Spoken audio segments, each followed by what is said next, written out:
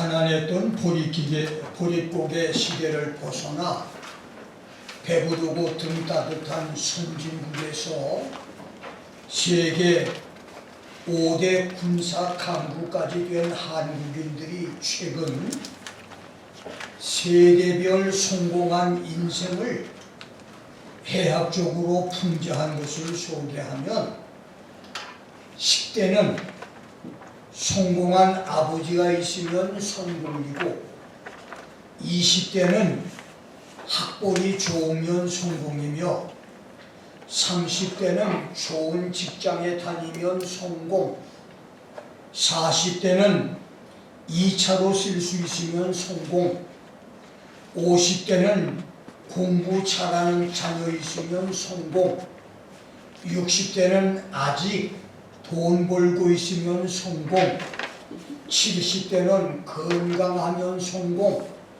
80대는 아내가 밥 차려주면 성공이고 90대는 안부를 전해줄 사람이 있으면 성공이며 100세는 아침에 눈을 뜨면 그게 성공이라고 합니다. 이것은 신앙이 없는 사람은 물론 천국과 영생을 믿지 못하고 교회 생활을 하는 교인들까지도 갖고 있는 일반적인 생각입니다. 그러나 정말로 말씀과 성령으로 거듭나 예수를 구주로 영접함으로 영생 천국이 그 마음에 있는 거듭난 성도의 생각은 성공한 인생의 척도가 다릅니다. 이스라엘 역사의 불세출의 영웅 선지자 모세는 시편 90편 3절 4절에서 주께서 사람을 티끌로 돌아가게 하시고 말씀하시기를 너희 인생들은 돌아가라 하셨으니 주의 목전에는 천년이 지나간 어제 같으며 밤의 한 경점 같을 뿐이라고 함으로써 인생 70, 8, 90, 100년 세월이 찰나 순간에 지나감을 말했고 여호수아 23장 14절에서 시대가 낳은 민족의 영웅 여호수아는 110살을 향수하고 세상을 떠나면서 보라 나는 오늘날 온 세상이 가는 길로 간다. Now behold today I am going the way of all the earth 라고 고백함으로 죽음은 사람에게 피할 수 없는 숙명, 한 번 세상에 태어난 사람은 반드시 누구든지 죽는 것임을 말했으며 이스라엘 역사가 만들어낸 난세 영웅 성제 다윗은 열왕기상 2장 2절에서 내가 이제 세상 모든 사람의 가는 길로 가게 됐다. I am going the way of all the earth. 빈손으로 왔다가 빈손으로 간다고 하는 공술의 공수고 인생을 노래하며 세상을 떠났습니다. 그래서 하나님이 없는 사람은 죽는 순간까지도 땅의 생각으로 자기의 마지막을 끝내고 구원받은 예수의 사람, 영생의 사람은 자기에게 주어졌던 삶의 모든 세월을 감사하고 기쁨으로 자기 영혼과 죽음 이후를 생명의 하나님께 맡기며 죽음을 맞이합니다. 우리 모두 우리 삶의 마지막을 주저함이나 망설임 없이 구원과 영생의 하나님께 맡기는 인생 승리자, 신앙 승리자들이 되기를 주의 이름으로 축원합니다. 나는 어디서 와서 어디로 가는가 이런 제목으로 여러분과 함께 은혜를 나눕니다.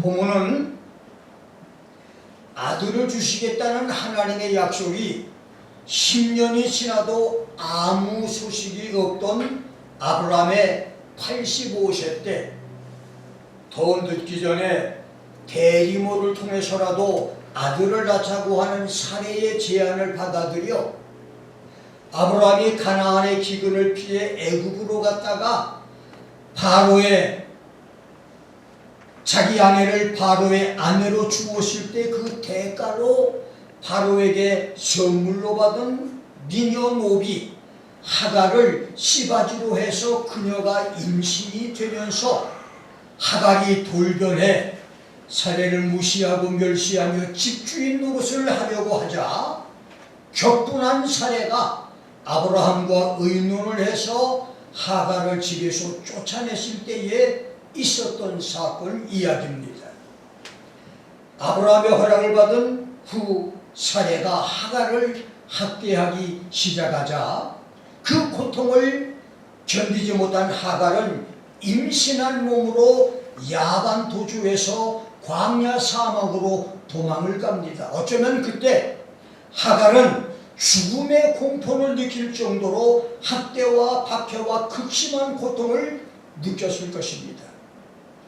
광야 사막으로 도피한 하갈은 독충과 독사들이 우글거리는 불볕 더위 광야 사막을 헤매다가 기진맥진 상태에서 오아시스의 샘물을 발견하면서 탈진하여 그곳에 쓰러집니다. 그때 여호와의 사자가 그에게 나타나서 사라의 여종 하갈아, 네가 어디서 왔으며 어디로 가느냐? 하갈, Sarah's maid, where have you come from? And where are you going? 라고 묻습니다.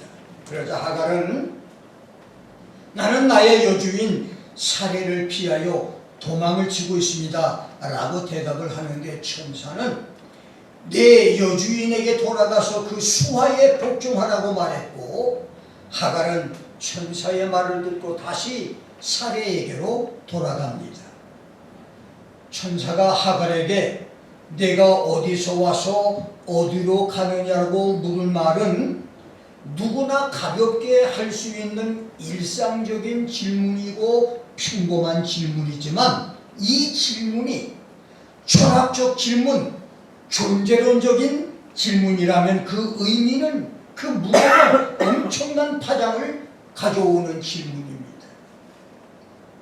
여행을 하는 사람에게 내가 어디서 와서 어디로 가느냐 묻는다면 나는 한국을 떠나서 유럽을 여행하고 있습니다. 나는 평생 소원인 성지순례를 하고 있습니다. 우리 가족은 세계 여행을 하고 있다고 대답할 것이고 탈북자에게 내가 어디서 와서 어디로 가느냐고 묻는다면 나는 자유를 찾아 나는 사람처럼 살고 싶어서 목숨을 걸고 두만강을 건너서 중국, 베트남, 라오스, 캄보디아, 태국을 거쳐 한국으로 가고 있다고 말할 것이고 쪽방 전에 고시 준비생은 나는 사법고시에 합격을 해서 훌륭한 법관이 되려 한다고 말할 것이고 피땀을 흘리는 운동선수는 나는 죽기 살기로 운동을 해서 유명한 선수로 성공을 하고 싶다고 할 것이며 오늘 예배에 참석했던 여러분 중에는 나는 엘리코시티, 락빌, 볼티모어에서 주기도문 교회 주일 예배를 참석했다가 집으로 돌아가는 중이라고 대답을 할 것입니다. 본문에서 내가 어디서 와서 어디로 가느냐는 질문은 구약에서 천사로 나타나신 예수의 현현, 티오파니, 104번의 천사 출현의 기록 중에서 44번이 예수께서 천사로 나타나신 기록인데 그 중에 예수님께서 하신 질문이지만 여호수아 9장 8절에서도 여호수아가 자기를 찾아와 화친을 구하는 기브온 사람들에게 너희는 누구며 어디서 왔느냐고 물었고 사사기 19장 17절에서는 기브온 노인이 낯선 땅에서 숙박 장소를 찾는 레위 사람에게 그대는 어디로 가며 어디서 왔느냐고 물은 것처럼 그렇습니다. 내가 어디서 와서 어디로 가느냐라고 하는 질문은 일상적인 인사에서 평상적인 질문, 시간과 장소 이동에 대한 일반적인 질문이지만 이것이 철학적 질문과 존재론적인 질문이 된다면 심각한 질문이 되는 것입니다. 인생은 고통이다. 외부 세계는 지옥이다.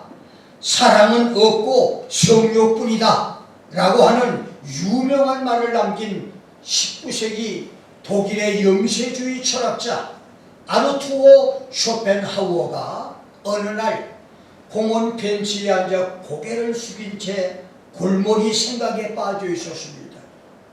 해가 저물어 가고 저녁이 돼 공원지기가 공원문을 닫으려다가 그를 발견하고 당신은 누구며 어디로 갈 것이냐고 물었습니다. 그러자 쇼펜하우어는 피곤한 고개를 들고 공원지기를 바라보며 여보시오, 내가 그것을 알지 못해 지금 이러고 있는 것이요 라고 대답을 했습니다. 공원지기는 시간과 장소에 대한 일상적이고 평이한 질문을 한 것이고 쇼펜하우어는 나는 누구냐, 나는 어디로 가고 있느냐는 존재론적이며 철학적인 답변을 한 것입니다. 그렇다면 오늘 여러분은 나는 누구이고 어디로 와서 어디로 가느냐고 하는 철학적 질문, 존재론적인 질문에 어떤 대답을 갖고 계십니까? 첫째, 나는 누구냐입니다. 여러분이 만일 나를 향해서 목사님은 누구냐고 묻는다면 나는 시간적인 나와 지역적이며 지정학적인 나는 미국 메릴랜드주 실버스프링에 소재한 주기도문교회 목사고 50년 동안 함께 살아온 인생 여정에 가장 가까운 절친 김혜실의 남편이며 결혼해서 가정을 가진 세 아이의 아버지며 7명의 친손자와 외손자들을 둔 할아버지, 현역 예수교 장로회 동부노회 노회장과 나여신대와 신대원 총장을 역임하고 있는 하나님의 특별한 은혜로 아직까지 40대의 건강을 누리고 있는 70대 후반의 목사라고 대답을 할 것입니다. 그러나 철학적이고 존재론적인 내가 누구냐고 묻는다면 나는 성경 말씀으로 이렇게 답변을 드릴 수 있습니다. 에덴 동산에서 하나님이 흙으로 아담을 만들었을 때 아담은 하나의 최고 예술 걸작 조각품에 불과했습니다. 그러나 하나님이 아담의 코에 생기를 불어넣자마자 흙덩어리 조각의 아담은 생명이 됩니다. The man became a living being. 이 생명이란 말의 히브리어 네페시 하야는 살아서 숨을 쉬는 존재란 말로 아담이 하나님의 생기를 통해서 살아서 숨 쉬는 존재가 됐다는 말입니다. 그리고 흙의 히브리어 아파르 민 하아다마는 땅의 티끌 먼지라는 말이며 생기의 뇌샤마는 영혼, 호흡, 기운을 의미하니 그렇습니다.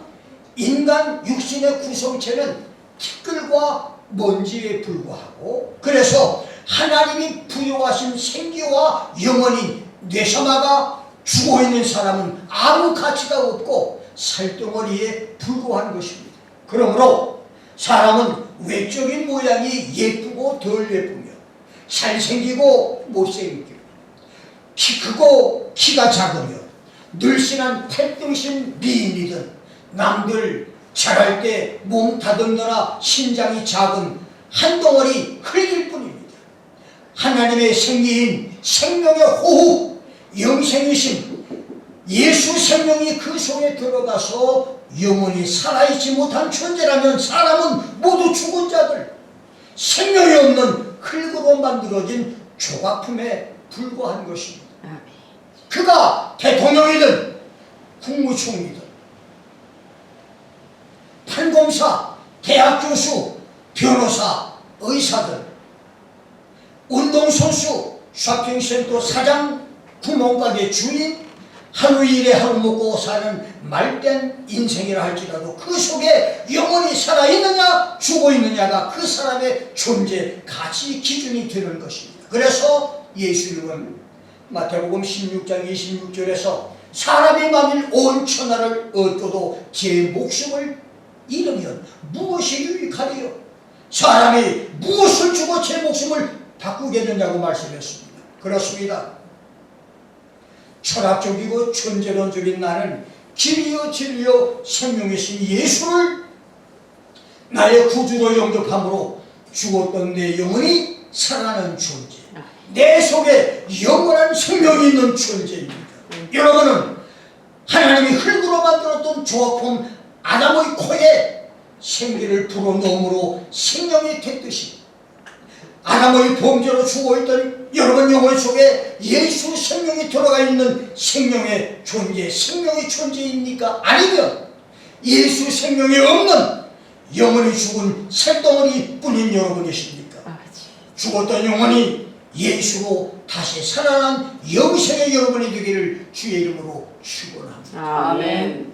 모세는 민수기 16장 22절 27장 16절에서 하나님을 가리켜 모든 육체의 생명의 하나님, The God of the Spirit of all flesh, 엘로헤 하브호트 케발 바사르, 모든 영혼을 생존케 하시는 생명의 하나님, 모든 생명과 모든 생물을 생존케 하시는 생명의 하나님, 모든 사람의 영혼을 생존케 하시는 하나님이라고 말했고, 동방의 의인 욥은 욥기 10장 8절로 12절에서 정자와 난자가 모태에서 결합하는 과정을 우유통에 젖이 쏟아져서 엉긴 처처럼 된다고 표현하면서 정자 난자가 자궁에서 착상돼 태아가 되고 성장하는 장면을 가죽과 살로 내게 입히시고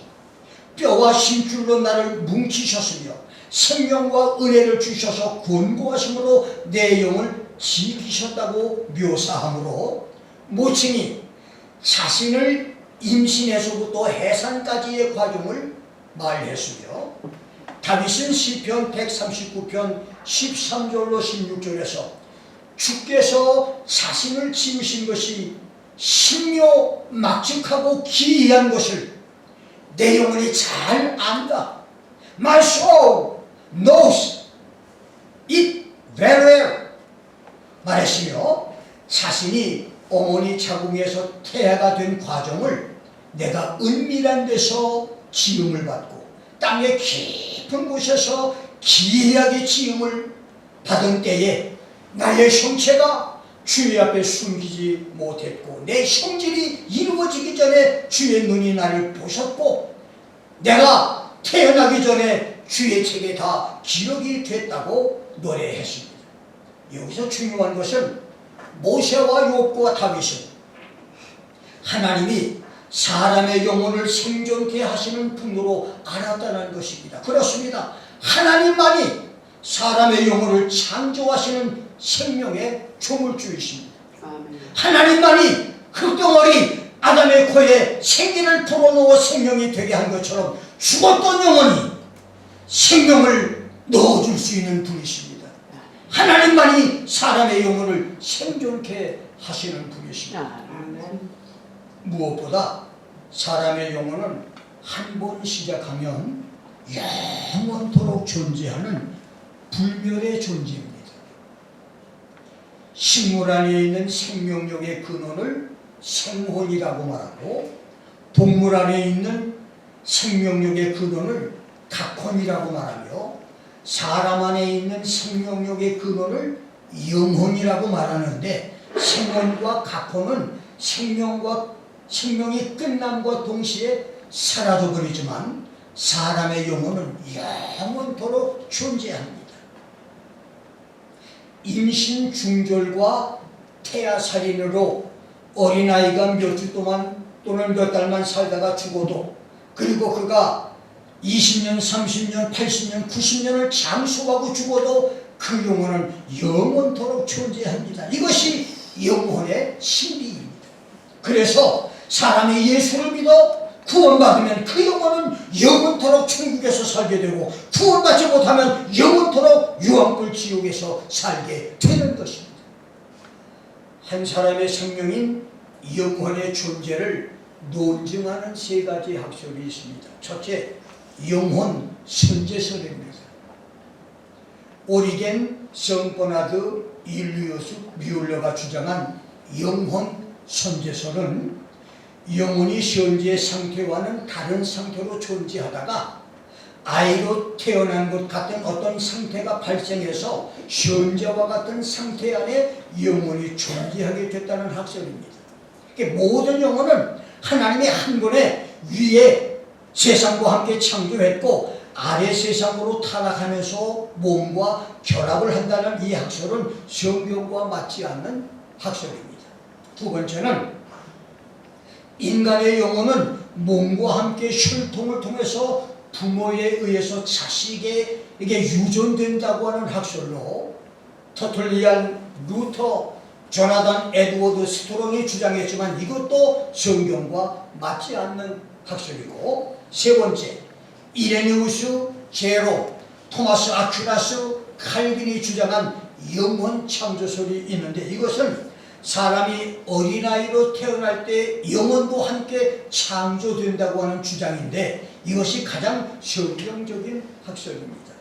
그런데 영혼 창조설은 태아가 어린아이로 세상에 태어날 때 창조된다고 하는 출생 창조설과 자궁에서 정자와 난자를 만나 생명체로 시작될 때 창조된다고 하는 착상 창조론이 있는데 나는 착상 창조론을 믿습니다. 그 이유는 예수님의 반동생 야고보가 야고보서 2장 26절에서 영혼 없는 몸이 죽은 것이라고 말했듯이 영혼 없는 몸은 죽은 것인데 출생과 함께 영혼이 창조된다고 하는 출생 창조설은 임신 10개월 동안 아이에게 영혼이 없었다는 말이 되기 때문에 틀린 주장이고, 아기가 아기 집 자궁에서 10달 동안 살아있다고 하는 것은 영혼이 아이 속에 존재했다고 하는 말이기 때문에 이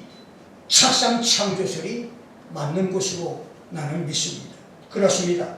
사람의 영혼은 어미의 자궁에서 생명이 시작됨과 동시에 그 속에서 창조됩니다. 그래서 임신 중절의 여인이나 태속의 아이를 죽이는 의사들은 살인을 저지르는 범죄자들이 되는 것입니다. 그리고 사람의 영혼은 세상에 살 동안만 아니라 살덩어리 육체가 흙으로 돌아간 후에도 천국이나 지옥에서 영원토록 존재합니다. 그리고 아담의 범죄로 영혼이 죽은 상태로 태어난 사람이었지만 하나님이 아담의 코에 생기를 불어넣듯이 길이요 진리요 생명이신 예수가 죽은 영혼 속에 들어오면 그 영혼은 예수처럼 영생의 존재가 되는 것입니다. 그러므로 여러분이 목사님은 누구입니까? 묻는다면 나는 죄와 허물로 죽었다가 예수님으로 다시 살아난 사람이라고 대답할 것이고, 생명과 부활이신 예수와 함께 일평생을 죄의 원흉 마귀 사탄을 이기며 모든 죄와 허물과 유혹을 이기며 사는 사람, 예수의 은혜로 영생을 얻을 수고 성도, 그리고 대활란의 심판을 이기고 메시아 천년왕국에서 살게 될 축복 성도, 그리고 천년왕국에서 죽음을 보지 않고 산 채로 영원한 천국에 들어갈 성도라고 고백할 것입니다. 흙덩어리 아담이 생명의 존재, 영혼과 육체가 함께 살아난 사람이 됐듯이 여러분 영혼 속에 예수로 말미암아 생명이 살아 움직이는 축복들이 있기를 주의 이름으로 축원합니다. 아멘. 두 번째, 어디로 가느냐? 디오파니로 나타나신 예수님은 하갈아, 내가 어디로 가느냐고 물었는데 하갈은 나는 나의 여주인 사례를 피해 도망을 한다고 대답을 합니다. 오늘도 사람들은 내가 어디로 가느냐는 하나님의 궁극적인 질문, 철학적이고 존재적인 질문에 나는 매일 노후 대책을 위해서 돈 벌려고 힘들게 산다. 나는 자녀들을 위해서 힘들게 삽니다. 나는 남편을 위해서, 아내를 위해서 삽니다. 나는 이렇게 살다가 죽을 것이라고 하는 시간적인 대답, 일상적인 대답, 무의미한 대답을 할 것입니다. 그렇다면 그 대답이 정답인가요? 아니올지다. 사람은 주어진 인생을 다 살고 난 다음 하나님 앞에서 일생을 결정하는 심판을 받습니다. 바울은 로마서 14장 10절에서 우리가 다 하나님의 심판대 앞에 설 것이라고 말했고, 12절에서는 우리 각 사람이 자기의 일을 하나님께 직고할 것이다. 하나님과 자신과의 계산이 있을 것이라고 말했습니다. 그렇습니다. 지구촌 모든 사람의 마지막은 한 사람 예외 없이 모두 각 사람이 자기의 일을 하나님께 직고하는 그런 날이 옵니다. 예수 믿어 구원받은 사람은 신앙생활을 했던 모든 세월 동안에 자기가 쌓은 공력에 따라서 상급 심판을 받을 것이고, 그때 자신의 공력이 풀이나 짚이나 나무의 공력이면 풀에 타버려서 아무 상급이 없게 되고, 자신의 공력이 풀에 타지 않는 금이나 은이나 보석의 공력이면 공력을 따라서 상급이 주어질 것인데, 그래서 바울은 자신이 다름질이 헛되지 않기 위해서 자기의 몸을 쳐서 복음에 복종케 했다고 고백을 했고, 그렇지 않으면 자기도 상급에서 제외되고 버림을 받을 것이라고 말했습니다. 그래서 충성, 봉사, 헌신, 수고, 헌금, 기도를 많이 하고도 상급이 없을 사람도 있고, 적은 희생, 봉사, 충성으로도 상급이 큰 성도가 있을 것입니다. 그리고 예수를 믿다가 시험에 빠져 신앙생활을 포기한 사람, 예수 믿기를 거절한 사람은 생명책에서 이름이 지어지거나 생명책에 이름이 없으므로 최후 심판에서 심판을 받아 영원한 불지옥으로 들어가게 될 것입니다. 여러분은 지금 어디로 가고 있습니까? 여러분은 바른 길을 제대로 가고 있습니까? 아니면 잘못된 길을 가고 있습니까? 세 번째, 인류 최대의 죄입니다. 600만의 유태인을 죽인 전범 히틀러도, 홍위병을 앞세워 1억 가까이 동족을 죽이고 천하를 통일했던 마오쩌둥도, 3대에 걸쳐서 수백만 동족을 죽인 김일성, 김정일, 정은이도 죄를 회개한다면 용서받을 수가 있습니다. 부모를 죽이고 자식을 죽인 파렴치한들, 남의 아내를 빼앗아 가정을 파괴한 자들, 수많은 범죄로 국가를 망하게 만들고 백성을 도탈에 빠지게 하면서 대통령이 되려고 하는 숭악범도, 남의 재산을 사기쳐서 갈취하는 악한 자도 자기의 죄를 회개하고 예수를 구주로 영접하면 그는 십자가 우편 강도 대소마이처럼 죄사함과 구원을 받을 수 있습니다. 그러나 예수를 믿지 않는 죄는 용서가 없습니다. 그래서 죄 중에 예수 믿지 않는 죄, 예수 믿다가 신앙을 포기하고 예수를 떠난 죄, 예수 외에도 구원이 있다고 믿는 죄가 가장 큰 죄입니다. 얼마 전에 탈북 여인이 7년 만에 미국 망명이 허용돼 영주권을 받은 이야기를 들었습니다. 그녀는 북한을 탈출해 중국에서 공안대의 눈을 피해서 이곳저곳에서 식모살이를 하며 돈을 벌어서 필리핀으로 갔다가 다시 남미 여러 나라를 전전했고, 마지막으로 멕시코 국경을 넘다가 국경 수비대에게 잡혀서 수사를 받았는데, 강제 출국 바로 직전에 정치 망명을 신청해서 그것이 받아들여져 극적으로 미국 영주권을 받은 파란만장한 이야기입니다. 예수님 없이 구원받아 천국에 가려는 노력은 미영사관이나 대사관에서 주는 이민 비자 거절하고 미국에 들어오려는 노력처럼 어리석고 무모한 일입니다. 그런 사람은 안내자 없이 이북을 탈출해 중국, 몽골, 러시아나 중국, 라오스, 베트남, 캄보디아, 태국을 거쳐 한국에 오려고 하는 사람이나 서울을 떠나 38선을 통과하고 원산 나진을 거쳐 러시아를 지나 뗏목을 타고 아류산 열도 베링 해협을 건너서 알래스카, 카나다를 통과해서 미국까지 걸어오려고 하는 사람과 같습니다. 그렇게 해서 탈북민이 한국으로, 한국인이 미국까지 오는 사람이 있을 수 있겠지만 3만 명이 넘는 탈북민은 그렇게 죽음의 골짜기를 통과해서 자유대한의 품에 안긴 사람이 많습니다. 인간의 노력으로 천국에 들어간 사람은 죄송하지만 아직까지 한 사람도 없습니다. 그래서 죄 중에 최대의 죄는 갈보리 십자가에서 인류의 죄를 담당하시고 돌아가신 예수를 믿지 않는 죄고, 천국의 유일한 길 예수를 믿지 않는 죄고, 예수 믿다가 신앙을 포기한 죄, 예수 믿다가 이단에 빠진 죄, 신앙생활 잘하다가 예수 외에도 구원이 있다고 하는 종교타원주의, WCCWE에 빠진 죄입니다. 이런 사람들에게 구원과 영생은 없습니다. 여러분은 어디서 와서 어디로 가고 있습니까? 여러분은 생명의 하나님께로 와서 하나님께로 가고 있습니까? 여러분의 영혼은 영혼의 고향인 모든 육체의 생명의 하나님 엘로헤, 하루호트, 레발, 바사르를 향해서 다른 길을 가고 있습니까? 인생의 마지막까지 생명의 하나님을 붙잡고 사는 성도, 길이요 진리요 생명이신 예수님만을 믿고 사랑하며 순종하는 축복의 성도가 되기를 주의 이름으로 축원합니다. 마지막 네 번째로 영생의 길입니다. 어느 청년이 D.A. 무디 목사의 부흥에 참석을 했습니다. 그는 무디 목사에게 내가 구원을 받아 영생을 얻으려면 무엇을 해야 하느냐고 물었습니다. 무디는 그에게 당신이 구원받기 위해서 할 일은 아무것도 없다. 예수만 믿으면 된다고 말했습니다. 그러자 너무 쉬운 답변에 이 청년은 재차 똑같은 질문을 했고 무디는 똑같은 대답을 해줍니다.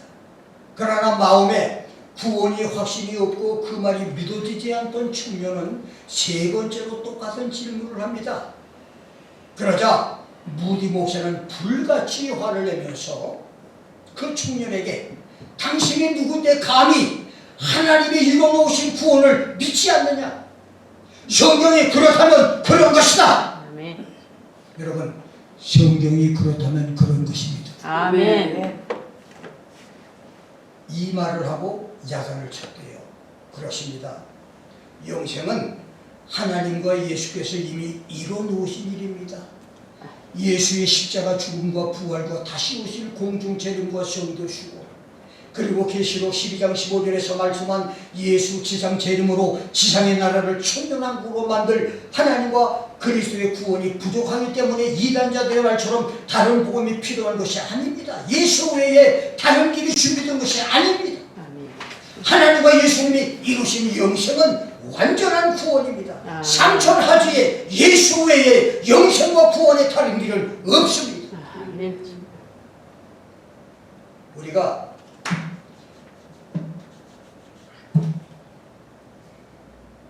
예수님이 이뤄놓으신 구원과 영생을 받아서 그 축복을 누리는 비밀은 요한복음 3장 15절, 16절, 36절, 로마서 5장 21절 말씀대로 예수를 믿는 것, Believe in Jesus, 그것입니다.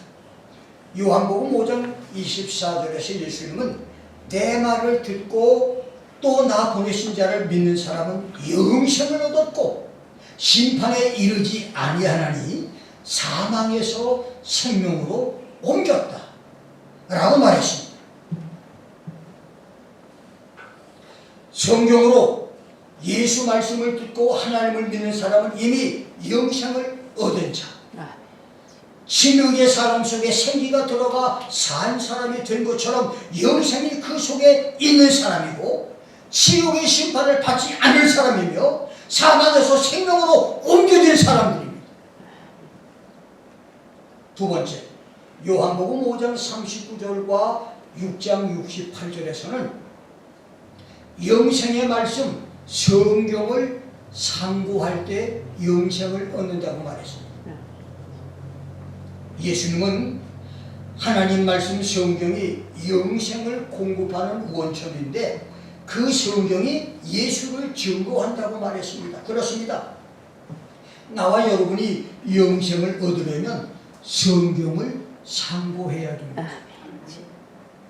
여기서 상고한다는 말, search the scripture, 성경을 상고한다는 말의 헬라어 에류나오는 그 문자적인 의미가 사냥개가 냄새를 맡아서 사람이나 동물의 자취와 흔적을 구석구석까지 찾는 것. To search as a hound tracks by the scent 라고 하는 뜻이니 그렇게 숨겨진 것을 찾으려고 샅샅이 뒤지고 검사하듯이 성경을 상고할 때 영생을 얻게 된다는 말입니다.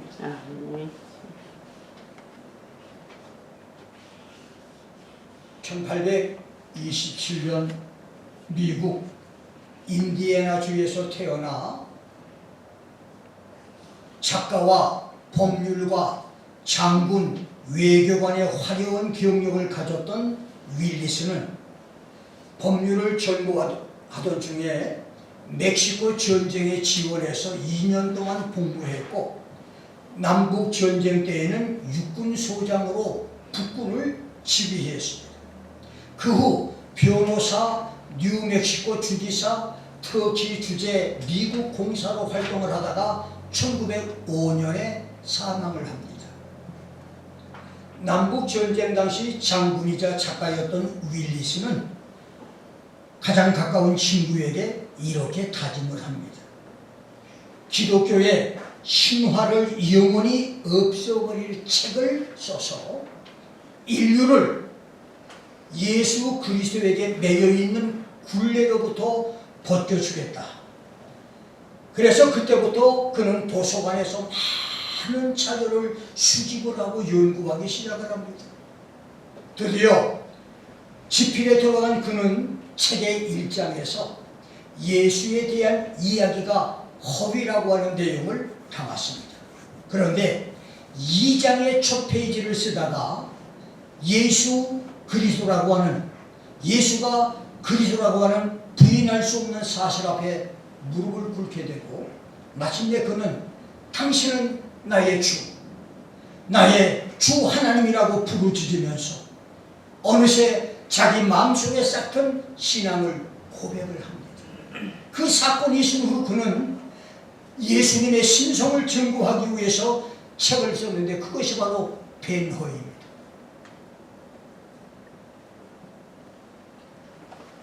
1980년 봄 나는 세 번째로 김 목사야 너는 계시록과 종말론을 연구하여 그것을 가르치라고 하는 하나님의 계시 음성을 듣습니다. 그래서 30년에 걸쳐서 반보성 묵시 계시록 강의를 집필했는데 2011년 우연한 기회에 입신 성도를 통해서 계시록과 성경을 더 많이 읽으라고 하는 메시지를 듣고 5, 6년 동안의 계시록을 7,000번 이상을 읽었는데 그때 깨닫고 기록한 것이 묵시록 강의 진학대학교 강의 제목이었었습니다. 그리고 그 후 7, 8년 동안 성령의 강권적인 역사로 계시록을 25,000번 이상을 읽으면서 요한이 작은 책을 먹어버렸듯이 계시록을 먹어버리는 은혜를 받고 지금까지 왔는데 그동안 성령께서 내게 깨닫게 하신 계시록의 비밀은 그 깊이와 길이와 높이와 넓이를 설명할 수 없는 경지까지 경험하게 만드셨습니다. 그렇습니다. 성경은 사냥개가 냄새를 맡아서 사람이나 짐승의 흔적을 찾아내듯 구석구석 샅샅이 찾고 뒤지듯 상고하는 사람에게 영생을 얻게 하고 진리의 비밀을 깨닫게 합니다. 나는 어제 이 말씀을 준비하다가 책상 앞에서 눈물을 흘렸습니다. 나로 하여금 이렇게 하나님의 말씀을 사냥개가 냄새를 맡아서 그 추적을 하듯이 나로 하여금 이렇게 말씀을 사모하는 은혜를 주신 것이 너무 고맙고 감사했습니다. 눈물을 철저히 흘리면서 하나님께 감사를 드렸습니다. 성경을 상고함으로 계시록을 상고함으로 영생을 얻고 말씀의 비밀을 깨닫는 축복들이 있기를 주의 이름으로 축원합니다. 아멘. 세 번째는 요한복음 17장 3절에서는 영생은 유일하신 참 하나님과 그의 보내신 자 예수 그리스도를 아는 것이라고 말했습니다. 그렇습니다. 하나님과 예수를 아는 것이 영생입니다. 성경에서 안다, 알았다 또는 아는 것, 지식이라고 하는 단어가 know, knowledge, known 이라고 하는 단어가 무려 1486번이나 나오는데 이것은 지식적인 아는 것보다 경험을 한다고 하는 말입니다. 그렇습니다. 영생은 상천하지에 하나님만이 유일하신 하나님이시고 예수님만이 유일한 길이요 진리요 생명이신 것을 알고 경험하는 것입니다. 아멘. 마지막 네 번째, 요한복음 6장 27절에서는 썩는 양식을 위해서 일하지 말고 영생하도록 있는 양식을 위하여 일하라고 말했고, 갈라디아서 6장 8절에서는 자기 육체를 위하여 심는 사람은 육체로부터 썩어진 것을 거두고 성령을 위하여 심는 사람은 성령으로부터 영생을 거둘 것이라고 말했습니다. 그렇습니다. 썩어져 없어질 양식만 위해서 얼굴 예뻐지고 탄력 있는 건강한 몸매를 유지하기 위해서만 살지 말고 영생하도록 양식을 위해서 일할 것, 성령을 위해서 심는 사람이 영생을 거둘 것이라는 말입니다. 성령을 위해서 심는다고 하는 것은 자기의 삶을 성령님께 맡기고 성령의 열매를 거두기 위해서 성령의 인도하심을 따라 사는 것을 가리킵니다. 성령의 9가지 열매인 조건 없는 헌신적인 사랑, 사망에 상관없이 주 안에서 구원받음을 기뻐하는 거룩한 기쁨의 신앙, 예수로 말미암아 얻은 양심의 평화와 이웃과의 관계 속에서 생긴 적개심과 시기심을 해소해버리는 화평, 어떤 시련 속에서도 이웃에게 관용을 베푸는 오래 참음, 도덕적인 선과 관용과 너그러움과 친절의 자비와 다른 사람에게 기꺼이 봉사하고자 하는 마음의 양선과 하나님께 대한 확신과 이웃이 자신을 믿고 의지할 수 있도록 만드는 자질의 충성과 범죄자나 반대자들을 대할 때에 자제력을 가지고 올바르게 화내고 규모 있게 참는 온유와 성적인 욕구 같은 육체의 소욕들을 이겨내는 자질의 절제를 열매 맺기 위해서 성령을 따라 사는 것이 영생을 위해 일하는 것이라는 말입니다. 아멘. 육체의 소욕을 물리치고 성령의 소욕을 따라 살아서 영생의 복을 누리기를 주의 이름으로 축원합니다. 아멘. 하버드 대학 도서관에 붙어있는 감동명언 몇 가지를 여러분에게 소개합니다. 지금 자면 꿈을 꾸지만 지금 공부하면 꿈을 이룬다. 지금 흘리는 눈물은 내일의 눈물을 막아준다. 늦었다고 생각할 때가 가장 빠른 때다. 오늘 걷지 않으면 내일은 뛰어야 한다. 고통이 없으면 얻는 것도 없다. 한 시간도 공부하면 미래의 남편 얼굴이 바뀐다. 공부할 때 고통은 잠시지만 못 배운 고통은 평생이다. 가장 위대한 일은 남들이 자고 있을 때 이루어진다. 성공은 자기 관리와 노력의 결과다. 오늘 포기하면 내일은 어제와 같다. 불가능은 노력하지 않은 사람의 변명이다. 당신의 미래는 지금 이 순간에 결정된다. 성경은 지금도 여러분에게 너는 어디서 와서 어디로 가는가를 묻고 있습니다. 매일의 하루하루를 나의 마지막으로 생각해서 영생을 얻기 위해 예수를 봐도 믿을 것입니다. 아멘. 냄새를 맡아 사람과 짐승의 자취를 찾아내는 사냥개처럼 성경을 구석구석 낱낱이 살피며 읽을 것입니다. 하나님과 예수님을 구체적으로 경험할 것입니다. 성령의 소욕을 쫓아 살 것입니다. 주여, 내가 어디서 와서 어디로 가는가를 알게 하옵소서. 아멘. 이 하루를 아름답게 사는, 이 하루를 주님 앞에 온전히 사는 놀라운 은혜와 축복을 허락해 주옵소서. 아멘. 다 함께 기도하겠습니다. 오늘 말씀을 기억하시면서 나는 어디서 와서 어디로 가는가, 다시 한번 우리 자신을 돌아보는 귀한 시간이 되어서 우리의 마음을 주님께 말씀드리는 기도의 시간을 잠깐